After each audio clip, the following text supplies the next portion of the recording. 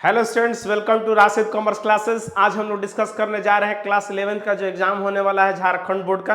तो आइए पहले हम लोग क्या कर लेते हैं, देख लेते हैं कि आपका एग्जाम जो है किस किस डेट पर है कॉमर्स के बच्चे के लिए। तो आइए पहले देखते हैं, आपका एग्जाम होने वाला है 20/5/2025 से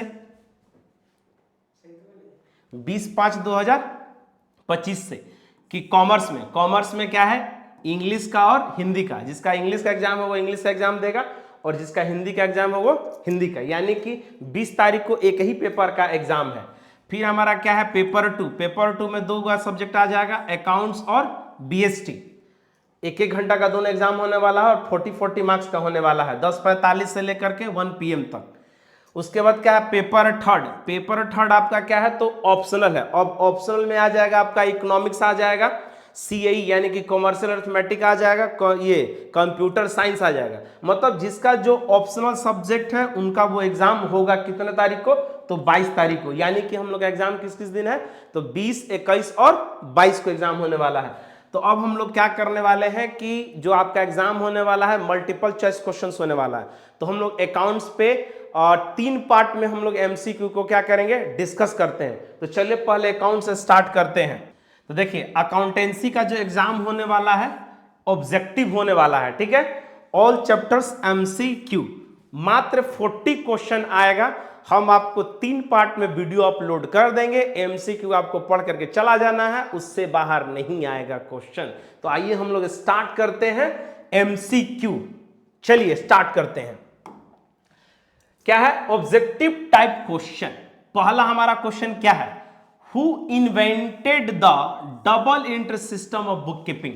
बुक कीपिंग का इन्वेंट जो है, आविष्कार किसने किया है बुक कीपिंग का। तो बुक कीपिंग का आविष्कार जो है वो लूका पेसियोली भाई साहब ने किया है, जो कि कहां के थे, वो इटली के थे। दूसरा हमारा क्या क्वेश्चन है, when the first book of book keeping का पहला जो बुक है पहली बार कब पब्लिश हुआ था, कब छपा था पहली बार, तो वो छपा था 1494 में छपा था। अकाउंटिंग क्या है, आर्ट नहीं है, साइंस भी नहीं है, नन ऑफ दीज भी नहीं है। तो क्या होगा हमारा answer, accounting is an art and science. मतलब आर्ट भी है और साइंस भी है, दोनों है। Accounting is an art and science both. Book keeping का मतलब क्या होता है, बुक कीपिंग का मतलब होता है ट्रांजैक्शन को सिस्टमेटिक तरीके से रिकॉर्ड करना। ट्रांजैक्शन को सिस्टमेटिक तरीके से रिकॉर्ड करना ही क्या कहलाता है, बुक कीपिंग कहलाता है। Book keeping is account in which the transactions are recorded in a systematic manner. तो हमारा इसका आंसर क्या होगा, ऑप्शन हमारा होगा C, to maintain business transaction in books. Which is the last step of accounting as a process of informations? Accounting का मतलब हम आप लोग को बताए थे, identify, money measurement, recording, classifying, summarising, analysis और लास्ट क्या है, कम्युनिकेटिंग। तो लास्ट स्टेप पूछ रहा है अकाउंटिंग का। तो अकाउंटिंग का लास्ट स्टेप जो हमारा होगा क्या होगा, क्या बताएं, identifying, measurement, recording, classifying, summarising, analysis और कम्युनिकेटिंग, यानी कि option number C, communication of information answer होगा। Next question number 6, meaning of transactions. Transactions का मतलब क्या होता है, ट्रांजैक्शंस का मतलब क्या होता है, तो option number B, exchange of goods and services in terms of money. जो गुड्स को बेचना या खरीदना, बशर्ते वो क्या होना चाहिए, वो टर्म्स ऑफ मनी के टर्म्स में होना चाहिए। तो उसका आंसर क्या होगा हमारा, exchange of goods and services in terms of money. Next question, which of the following is not an income. कौन सा इनकम नहीं है। सबसे पहले तो इनकम किसको बोलते हैं, जो रेगुलर हम लोग काम करके पैसा कमाते हैं उसको हम लोग क्या बोलते हैं, इनकम बोलते हैं। मतलब main course of business, principal revenue income आपका क्या है, वो चीज। तो हमारा कमीशन रिसिप्ट नहीं है, डिस्काउंट रिसिप्ट नहीं है, इंटरेस्ट रिसिप्ट, यानी कि क्या पूछा, विच of the following is not an income.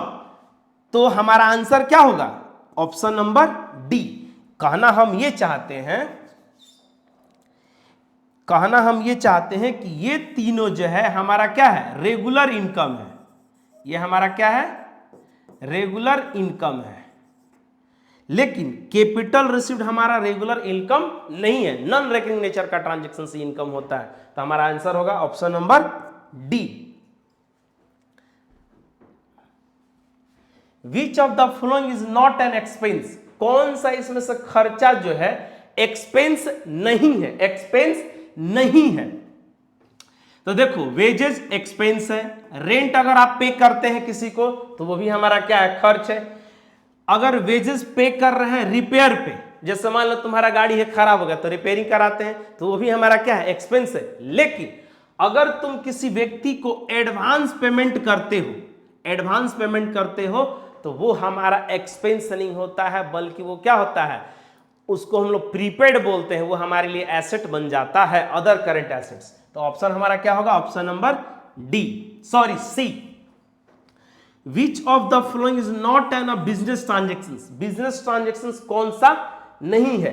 तो देखिए cash paid to a creditor for goods purchase business transaction है, डिप्रिसिएशन चार्ज ऑन फर्नीचर ये भी बिजनेस ट्रांजेक्शन है, पेड इलेक्ट्रिसिटी चार्ज ये भी हमारा बिजनेस ट्रांजेक्शन है। लेकिन ऑप्शन नंबर बी में क्या लिखा हुआ है, received order to supply of goods worth ₹10,000, आपको एक ऑर्डर मिला 10,000 का गुड्स को सप्लाई करने का, सप्लाई हुआ नहीं है बस ऑर्डर मिला है, तो वो हमारा बिजनेस ट्रांजेक्शन नहीं है। तो आंसर हमारा क्या होगा, बी होगा। विच of the following is not an expense, expense नहीं है, कौन सा एक्सपेंस नहीं है। सैलरी अगर आप पे करते हैं तो वो एक्सपेंस है, रेंट अगर पे करते हैं तो वो आपका एक्सपेंस है, अगर कोई चीज खरीदते हैं तो वो भी हमारा क्या है, एक्सपेंस है। लेकिन ड्राइंग हमारा एक्सपेंस नहीं है, यानी कि हमारा आंसर क्या होगा, ड्राइंग होगा। क्या होगा, ड्राइंग। अब ड्राइंग क्या होता है, तो ड्राइंग क्या होता है, drawing is that amount which are withdrawn by the proprietor for personal use. अगर बिजनेस का मालिक पर्सनल पर्पस के लिए पैसा निकालता है तो उसको हम लोग क्या बोलेंगे, ड्राइंग बोलते हैं। तो हमारा क्या होगा, drawing is not an expense, एक तरह से वो हमारा क्या है, बिजनेस के लिए लॉस है। अगला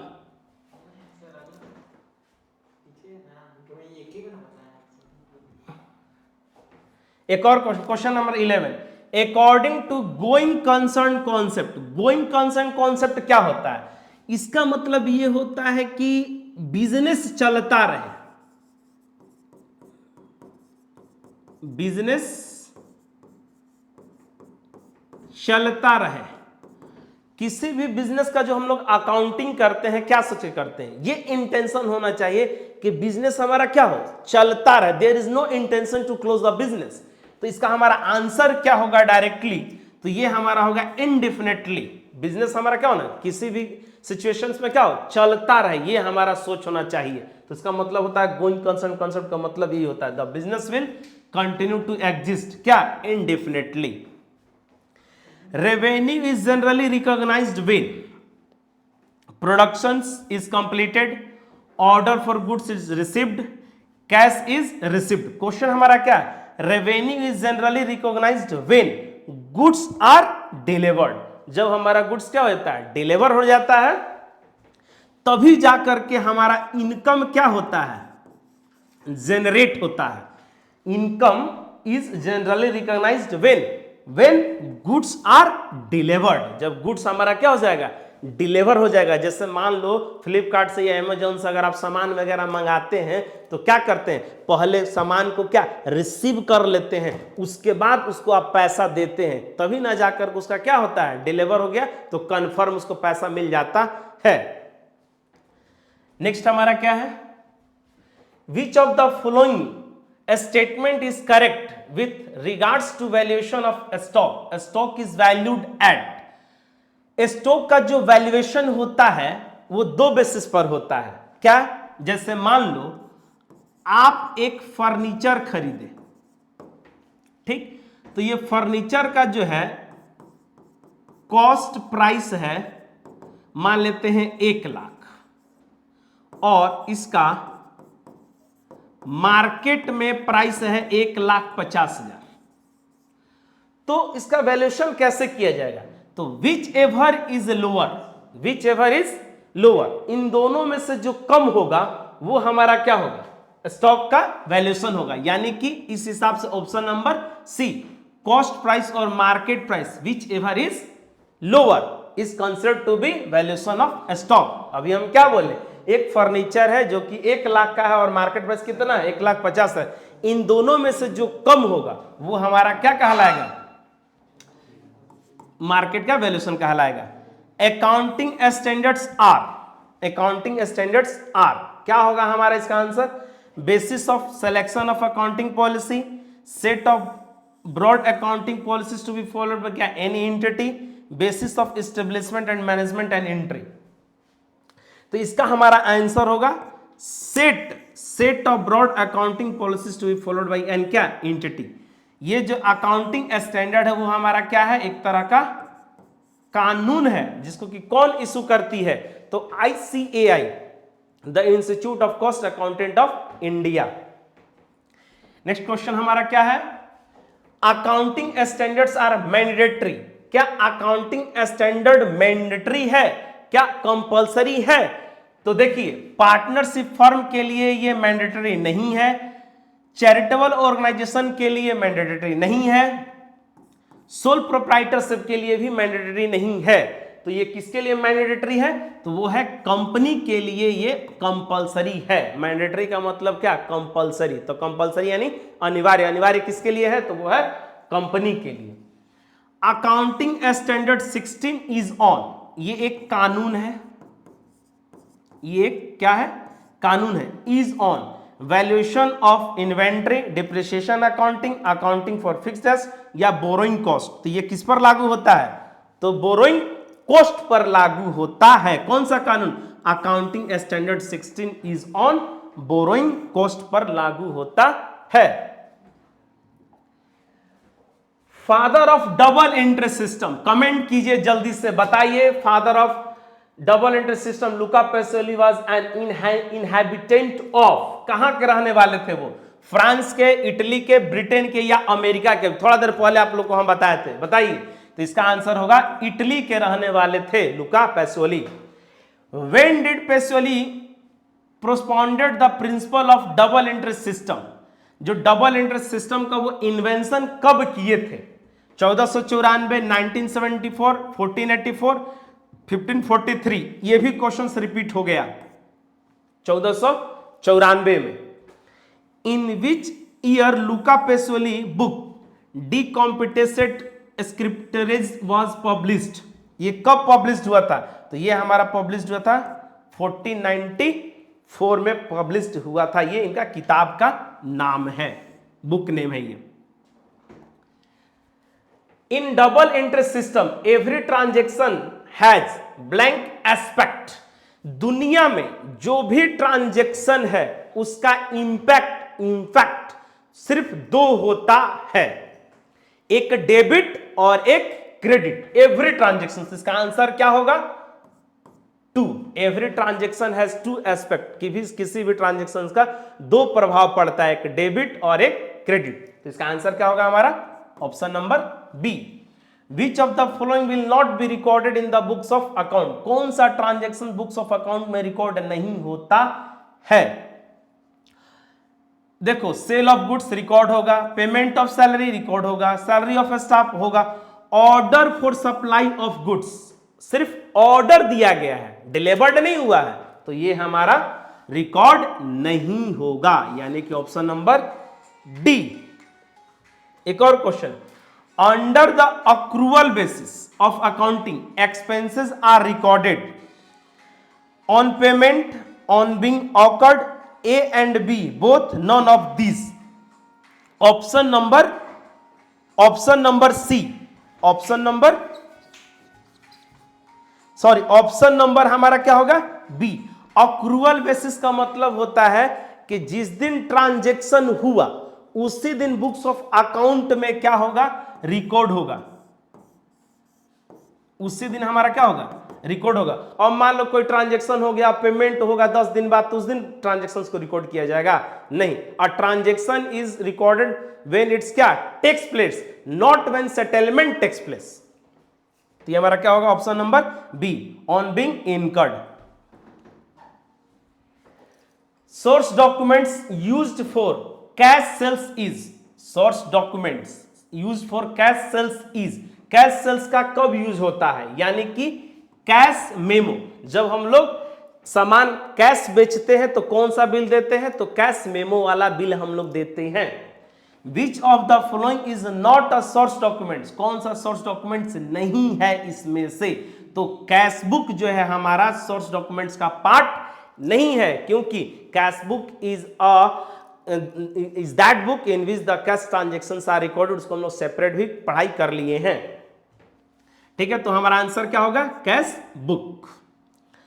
blank is send to a customer when he return goods, जब कोई कस्टमर आपका सामान वापस कर देता है तो हम लोग उसको कौन सा बिल देते हैं, तो हम लोग देते हैं क्रेडिट नोट देते हैं। क्या देते हैं, क्रेडिट नोट। अगला, accounting equation is satisfied by, accounting equation is satisfied by, इसमें हमारा आंसर क्या है, इसमें हमारा जो आंसर है कैपिटल इक्वल टू हमारा क्या होता है, एसेट्स माइनस लाइबिलिटी। तो ये हमारा आंसर होगा option number C, assets minus liability. क्या एसेट्स, एसेट्स का मतलब क्या, हर वो चीज एसेट्स है जिससे हम आपको क्या इकोनॉमिकल बेनिफिट्स मिलता है फ्यूचर में, जैसे में land, building, furniture, plant, machinery, goodwill, patent, copyright, trademark, cash book, ये सब क्या है हमारे लिए एसेट्स है। Assets and liabilities increase, assets बढ़ता है तो क्या करते हैं, एसेट्स एंड लायबिलिटीज इंक्रीज, दोनों जो है कब, एसेट भी बढ़ेगा और लायबिलिटी भी बढ़ेगा। ऐसा कौन सा ट्रांजैक्शन है जिससे हमारा एसेट भी बढ़ रहा है बिजनेस में और लायबिलिटी भी बढ़ रहा है, तो सिंपल सी बात है, अगर कोई मशीन हम उधार खरीद करके ले आए तो हमारे बिजनेस में क्या इंपैक्ट पड़ा कि मशीन आया लेकिन हम उधार खरीदे तो मशीन के साथ साथ एक कर्जदार भी बढ़ गया ना, यानी कि इसमें से कौन सा हमारा एंट्री होगा, तो option number B, purchase of building on credit, उधार खरीदे तो बिल्डिंग तो बढ़ा, एसेट भी बढ़ा, साथ ही साथ मेरे ऊपर क्या कर्ज भी बढ़ गया, यानी कि लायबिलिटी। लायबिलिटी क्या है, the amounts which are payable in future is called liability. Liability दो तरह का होता है, कौन कौन, एक होता है इंटरनल लायबिलिटी और एक होता है एक्सटर्नल लायबिलिटी। इंटरनल लायबिलिटी क्या होता है, business has paid to the owner, मालिक जो बिजनेस में पैसा लगाता है उसको हम लोग क्या बोलते हैं, इंटरनल लायबिलिटी बोलते हैं। और एक्सटर्नल लायबिलिटी क्या होता है, business has paid to the outsider, बाहरी व्यक्ति को जब हम लोग पैसा पे करते हैं उसको हम लोग क्या बोलते हैं, एक्सटर्नल लायबिलिटी। नेक्स्ट क्वेश्चन एक और कर लेते हैं, debit indicates which of the following, इनमें से किस आइटम्स को डेबिट इंडिकेट्स करते हैं, तो अगर एसेट बढ़ता है तो हम लोग क्या करते हैं, एसेट अगर बढ़ता है तो डेबिट करते हैं, पहले आप जान लो। लायबिलिटी अगर बढ़ रहा है, लायबिलिटी अगर बढ़ रहा है, डिक्रीज यानी कि घट रहा है ना, सॉरी, लायबिलिटी अगर घट रहा है तो हम लोग इसको क्या करते हैं, डेबिट करते हैं। अगर कैपिटल घट रहा है तो भी इसको हम लोग क्या करते हैं, डेबिट करते हैं, यानी कि हमारा आंसर इस बार क्या होने वाला है बताओ, तो वो हमारा आंसर होने वाला है option number D, all of this. एक छोटा सा इस टॉपिक में आपको एक ट्रिक बता देता हूं, देखो अकाउंट्स जो है 5 पार्ट में है, कौन कौन, देखो CLEAR, clear, C for capital, L for liability, E for expense, A for asset और R फॉर रेवेन्यू।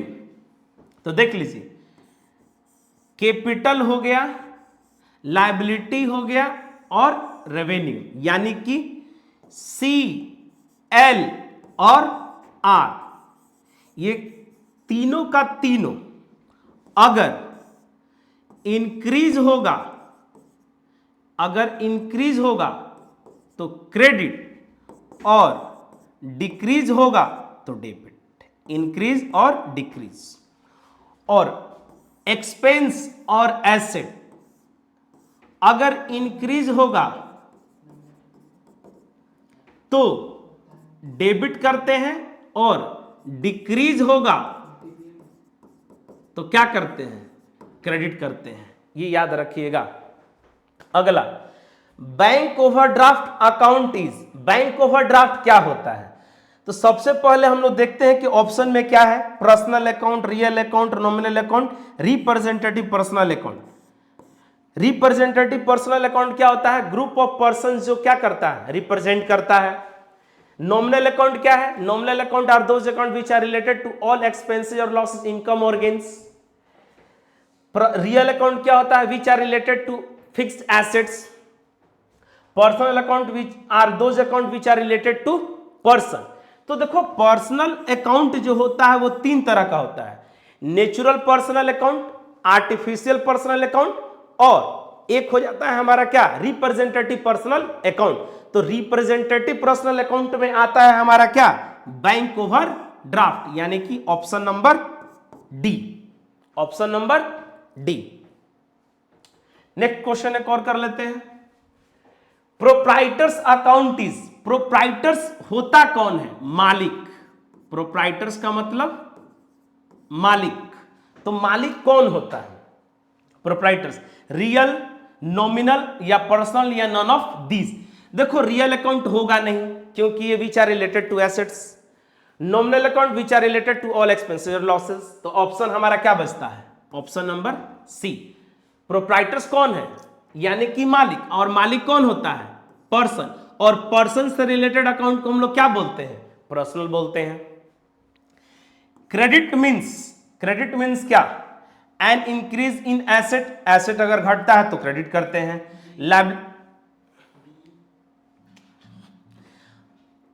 इंक्रीज अगर करता है तो हम क्या करते हैं?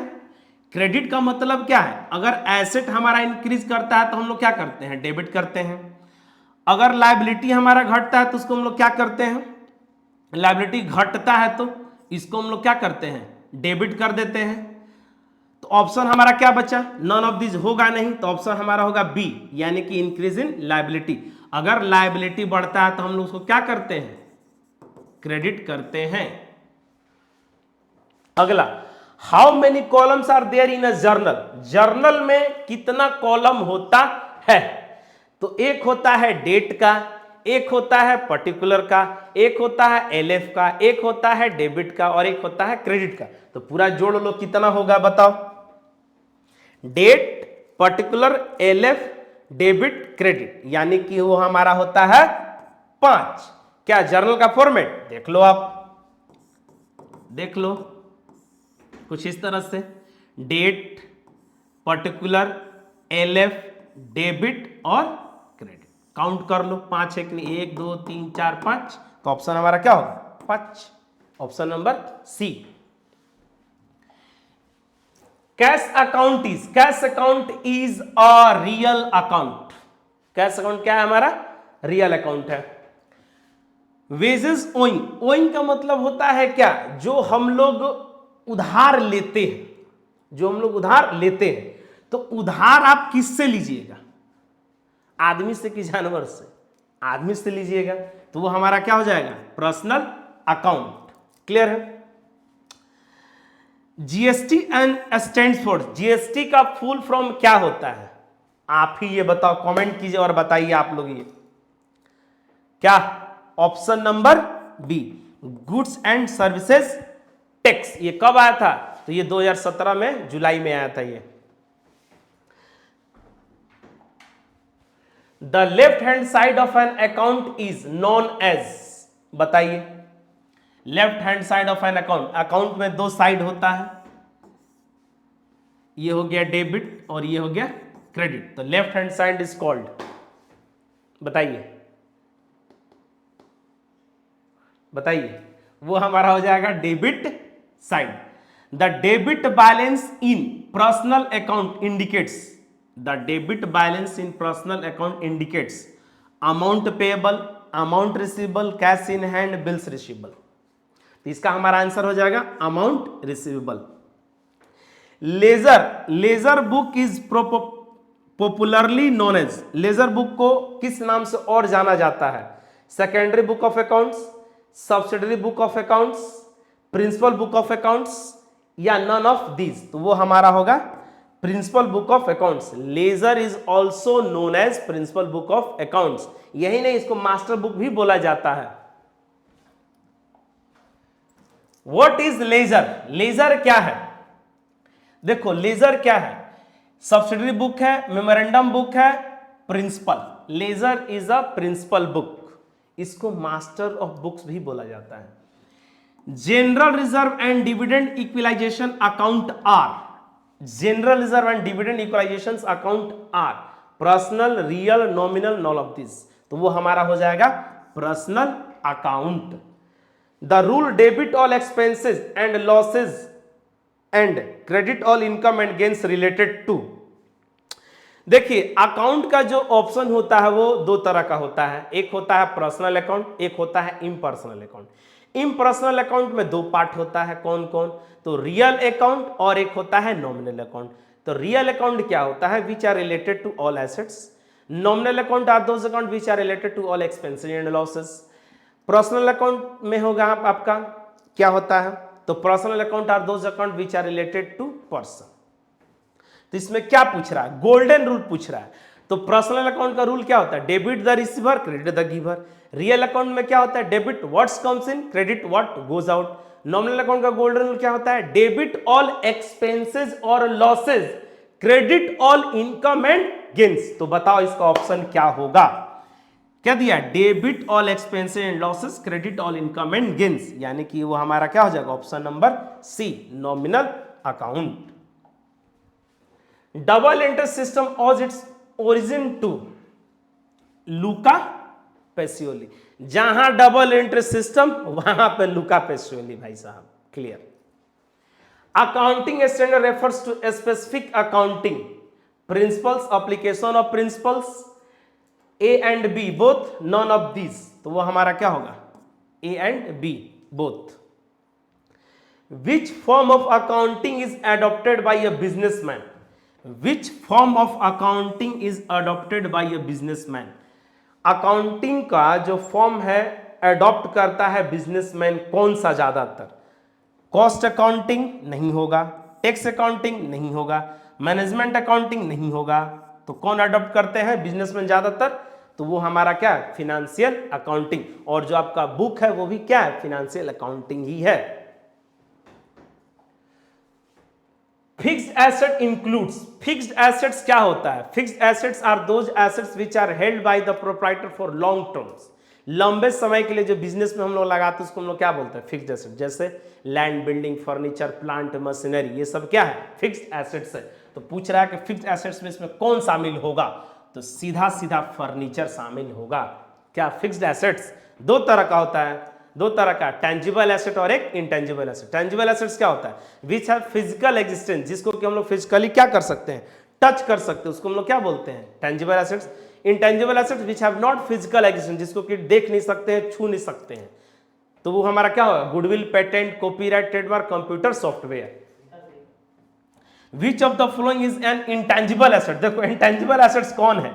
तो वो है हमारा गुडविल। देखो बिल्डिंग को टच कर सकते हैं, छू भी सकते हैं, फर्नीचर को भी, कैश को भी। तो किसको देख और छू नहीं सकते हैं? तो गुडविल को हम लोग इंटेंजिबल एसेट क्यों कंसीडर किए? क्योंकि intangible assets are those assets which have not physical existence, physically उसको हम लोग टच नहीं कर सकते हैं। तो वो हमारा क्या होगा? गुडविल।